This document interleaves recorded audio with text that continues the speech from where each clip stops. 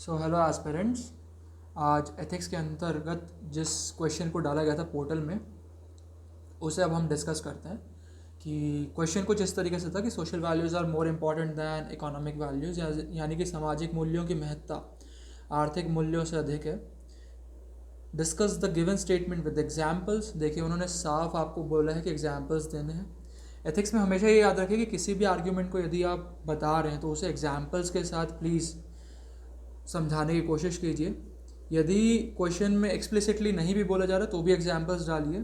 भले ही जीएस के बाकी पेपर्स में आप नहीं भी डालेंगे एग्जाम्पल्स, एक या दो एग्जाम्पल्स हर क्वेश्चन में डालेंगे तो भी चल जाएगा, लेकिन एथिक्स एक ऐसा सब्जेक्ट हो जाता है जहाँ पर एग्जाम्पल्स की बहुत ज़्यादा ज़रूरत पड़ जाती है, ताकि जो आप अपने आर्ग्यूमेंट्स प्रेजेंट कर रहे हैं एग्जामिनर उसे ठीक तरीके से कनेक्ट कर सके।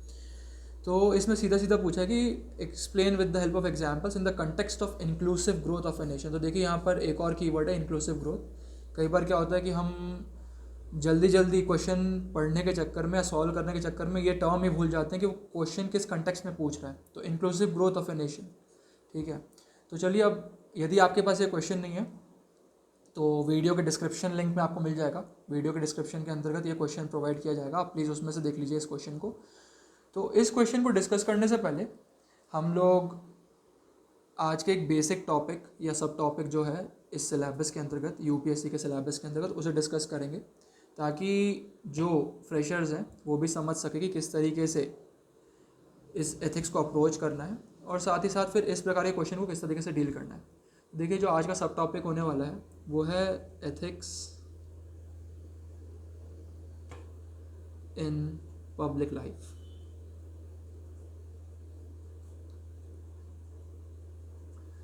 देखिए, एक बार यूपीएससी ने अपने मेन से क्वेश्चन पेपर में ये प्रश्न ऑलरेडी पूछ चुका है कि आप अपने आप को नैतिक समझते हैं? Do you think whether you are an ethical person? If yes then how. तो ऐसे में जब आप इस प्रकार के क्वेश्चंस के आंसर देते हैं तो ज़रूरी हो जाता है कि आपको अपने लाइफ से जुड़े हुए एग्जाम्पल्स देने। इवन ऐसे क्वेश्चन के आंसर तब भी बहुत ज़रूरी हो जाते हैं जब आप इंटरव्यूज़ में जाते हैं, क्योंकि जब आपसे पूछा जाता है भाई आप आईएएस क्यों बनना चाहते हैं, तो आप बोलते हैं कि सर मुझे सोशल सर्विस करनी है, या समाज के लिए सर मैं कुछ करना चाहता हूँ। तो जब वो पूछते हैं एक काउंटर क्वेश्चन, वो ज़रूर ये पूछ लेते हैं कि अभी तक आपने फिर समाज के लिए कुछ किया है या नहीं किया अभी तक। तब यदि आपके पास ऐसे प्रश्नों के उत्तर नहीं हैं, आपने कभी रेडी नहीं किए हैं, तो वहाँ पर आप जाकर थोड़े सा असमंजस में पड़ जाते हैं कि आंसर दे तो दे क्या आखिरकार इस प्रश्न का। तो बहुत ज़रूरी हो जाता है कि आपके पास स्टार्टिंग से ही ऐसे क्वेश्चंस के आंसर होने चाहिए, ताकि इंटरव्यू हो या फिर एथिक्स का मेंस का पेपर हो, आप ठीक तरीके से ऐसे क्वेश्चंस को डील कर सकें।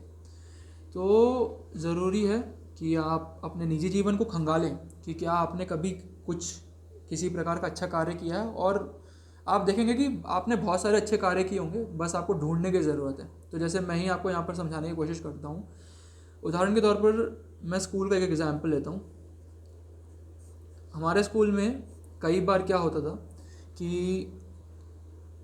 चैरिटी ऑर्गेनाइज करवाई जाती थी।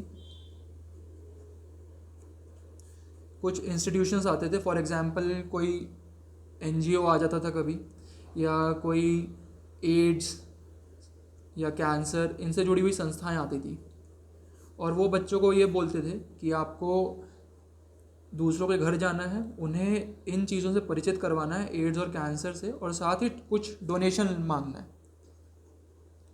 ताकि जो ऑलरेडी पीड़ित हैं उनकी मदद की जा सके। तो जब भी इस तरीके का कोई कार्यक्रम होता था मैं ज़रूर उनमें भाग लेता था। तो इस तरीके से ये जो कार्य हमसे करवाए जाते थे उसके द्वारा हमें सिंपैथी, कंपैशन, इस प्रकार की वैल्यूज़ को इनकलकेट किया गया। और ये मैंने, अगर मैं इस तरीके से लिखूँगा कि हाँ मैंने इस तरीके का कार्य किया है, तो ये दिखाता है, ये दर्शाता है कि ये वैल्यूज़ मेरे अंतर्गत हैं जो मैंने पब्लिक लाइफ में की हैं। दूसरी चीज़, जैसे मैंने अपने पिछले वीडियो में बताया था कि ट्रैफिक नियमों का पालन करना मुझे मेरे पिताजी ने सिखाया है। तो जब हम जाते हैं बाहर और ट्रैफिक नियमों का या ट्रैफिक सिग्नल्स का पालन करते हैं, तो वो क्या दर्शा रहा है? वो दर्शा रहा है कि इंटीग्रिटी टुवर्ड्स व्हाट? जो गवर्नमेंट के नियम हैं, गवर्नमेंट के रूल्स एंड रेगुलेशंस है, उनके प्रति इंटीग्रिटी है। तो ये हुआ एथिक्स इन पब्लिक लाइफ। इसी तरीके से जब मैं अपना मास्टर्स कर रहा था तो वहाँ पर मेरा एक रिसर्च प्रोजेक्ट था जिसमें मुझे एक सेंसर डिज़ाइन करना था जो कैंसर से पीड़ित हैं, पर्टिकुलरली उनके लिए।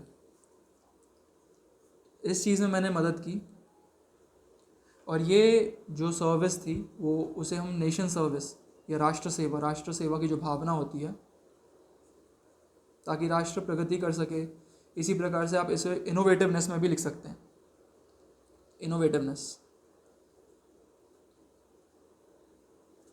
तो ये वैल्यू भी मैंने शो की जब मैं पब्लिक लाइफ के अंतर्गत रहा। देखिए मैं ये सारे उदाहरण बता रहा हूँ, इसका मतलब ये नहीं है कि मैं काफ़ी एथिकल हूँ, बिल्कुल हमें एथिकल बनने की कोशिश करनी चाहिए, लेकिन मैं जो ये एग्जाम्पल शो कर रहा हूँ इसका मतलब केवल यहाँ पर यही है कि आप भी अपने जीवन में या अपने निजी जीवन के अंतर्गत जो आपने कार्य किए होंगे कभी ना कभी इस तरीके के पब्लिक लाइफ में जाकर, उसे ढूंढें, ताकि जब आप क्वेश्चंस को डील करेंगे और ऐसे आंसर लिखेंगे तो वो काफ़ी प्रभावी लगेगा। उसी के साथ साथ कई बार क्या होता है कि यदि हम साइबर वर्ल्ड की बात करें तो जो गवर्नमेंट स्कीम्स होती हैं,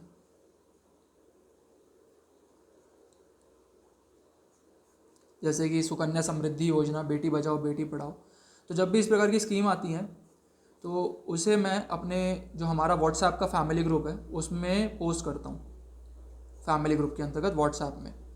और इसके थ्रू क्या हुआ है कि जो अभी हमारे परिवार में जो नई पीढ़ियाँ आई हैं, तो जो भी मेरे कज़न्स हैं उनके जो बेटे बेटियाँ हुई हैं, उनके लिए उन्होंने सुकन्या समृद्धि के अंतर्गत, कज़न्स ने सुकन्या समृद्धि के अंतर्गत अकाउंट्स खुलवाए हैं,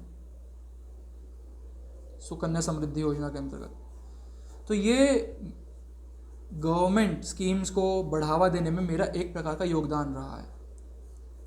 तो आपको भी कुछ इस प्रकार की चीज़ें खोजनी पड़ेगी कि आपने कुछ ना कुछ तो ऐसा किया ही होगा।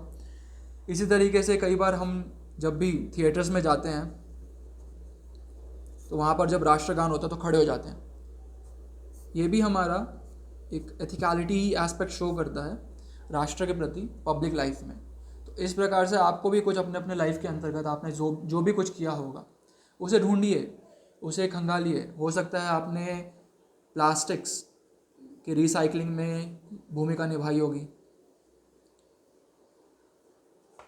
प्लास्टिक की रिसाइकलिंग में भूमिका निभाई होगी, या कभी आपने किसी प्रकार का जब प्लांटेशन हो रहा होगा,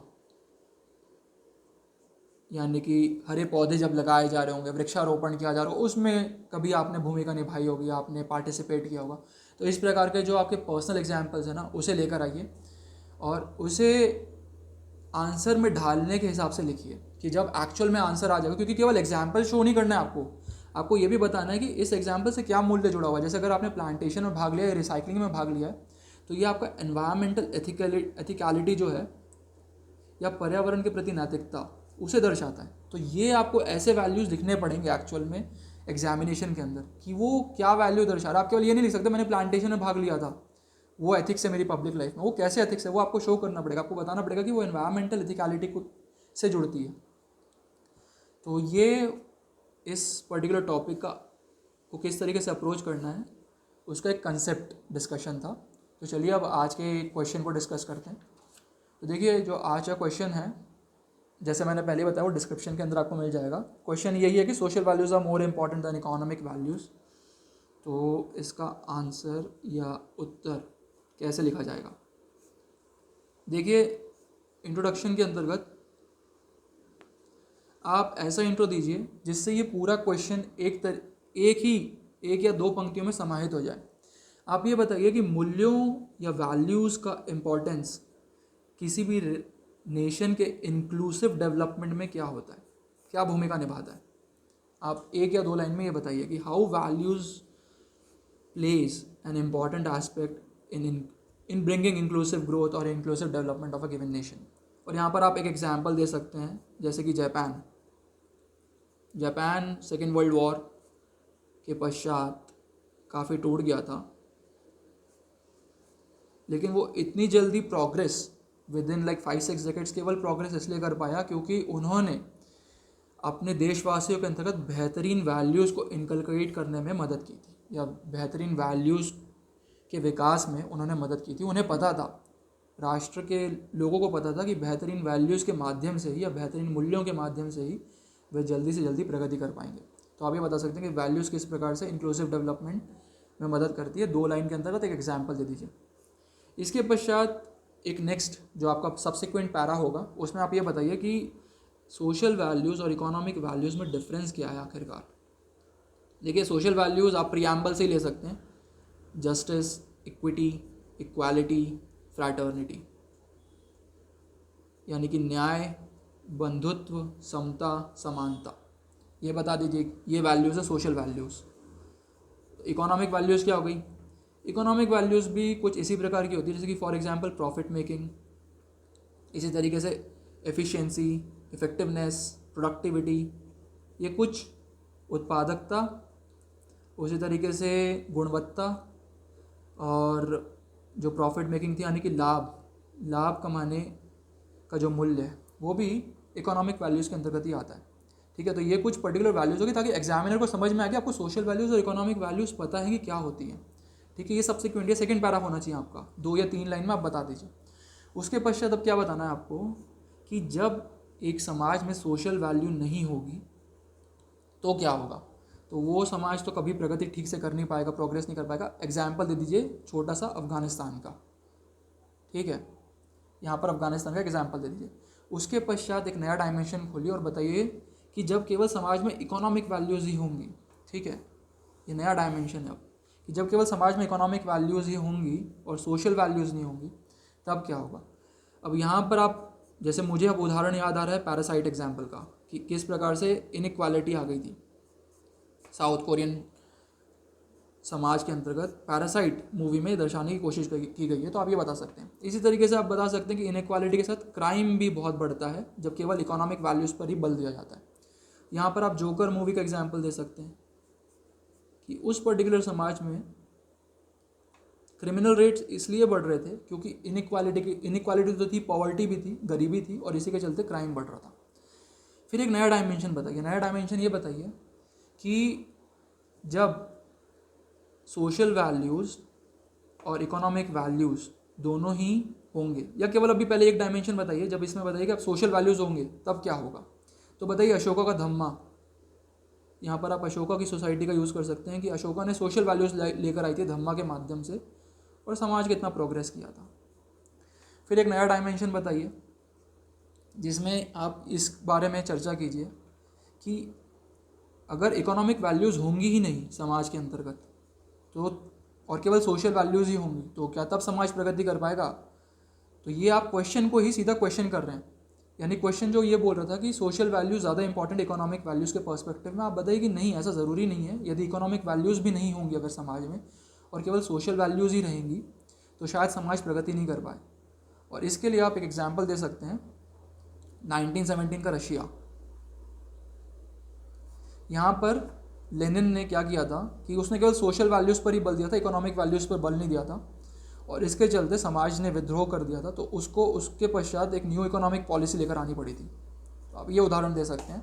और फिर एक लास्ट जाते जाते आप ये भी बता सकते हैं, जब आप कंक्लूजन कर रहे हैं, कंक्लूजन से पहले ये बता दीजिए कि सोशल वैल्यूज़ और इकोनॉमिक वैल्यूज़ जब दोनों साथ होती हैं तब क्या होगा। और आप यहाँ पर अब दीजिए इंडिया का पॉजिटिव एग्जाम्पल कि इंडिया किस प्रकार से कॉर्पोरेट सोशल रिस्पॉन्सिबिलिटी के माध्यम से इस चीज़ को लेकर आ रहा है।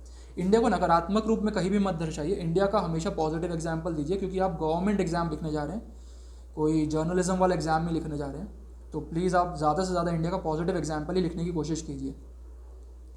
और जब ये हो जाएगा तो इसके पश्चात कंक्लूजन लिख दीजिए, निष्कर्ष, कि कैसे समाज में ये दोनों ही वैल्यूज़ में सामंजस्य लेकर आया जाए, ताकि जो हमारे पुराणों का विचार है कि सर्वे संतु सुखिना,